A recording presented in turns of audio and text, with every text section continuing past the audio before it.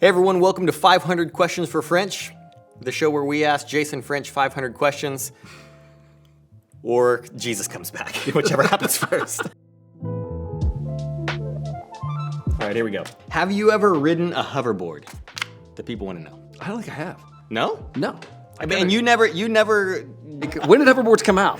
I don't know, but we have. But This is you a are- bad you idea. are- I broke my neck on a mountain bike. If my wife knows I'm doing this, this is not a good. If I would have known, I'd have practiced a little. There you go. I'm afraid to let go of the table, but Yeah. No, I'm Yeah, not- there you go. How can parents be more intentional with their teenagers? For Janice and I, with our kids, we're a little bit crazy.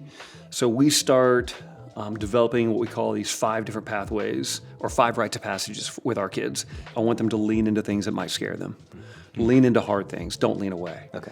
And so just really direct conversations where you get them away from technology, away from sports, whatever else it is, and say, man, I want to talk about who you're becoming.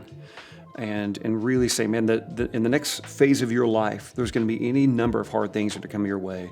From now, as you move into my age, and I want you to always choose to lean into those things. Now, when they turn 16, we ask them to spend at least 2 weeks into an impoverished country, just to see that this whole thing about like being a teenager in America, driving a car, at some level, this is kind of an illusion.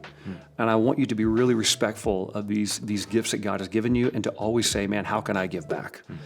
Before they go to college, the intentionality there is we ask them to go abroad and to serve the global church.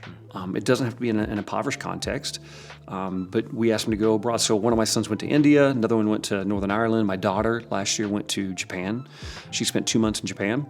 And the whole heartbeat behind that is, man, have a heart for the global church. Now, we keep going on. There's other things we do. Sure.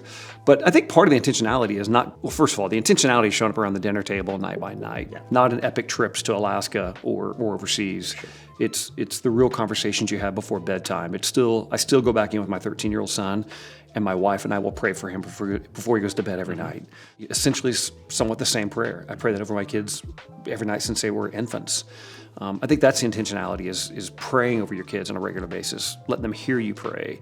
It's carving out time to say going to church matters. It's carving out space to say, how are you doing spiritually? What's going on? And asking the questions that most people would want to lean away from, encouraging parents to lean into those. Totally. How can churches help young youth pastors? I would say a couple of things here. One, if you've got a good one, even if they're young, do what you need to do to hold on to them. That, trying to find a good youth pastor right now is very, very difficult. Yeah. There are so many churches looking right now. And I think sometimes there can be a tension within a church to be a little bit dismissive towards a young youth pastor. And if you've got somebody who's got potential and they've got capacity, you should pay them well, like very well. You should have great benefit package for them. You should have some ongoing coaching and training and development for them. You should really be patient with their mistakes. And make sure you don't write them off too quickly and see how you can invest in a young youth pastor to see him or see her develop. What I'd say, man, how can they help is, number one, recognizing the gold they've already got and to do everything they can to hold on to them. The big thing I'd say is, man, be patient with their mistakes. They're growing, they're young, they're new, and give them margin to mess up and create an environment that says, man, we're here for you for the long haul. Thanks, Jayson. Appreciate it. This has been 500 Questions for French. We'll see you next month.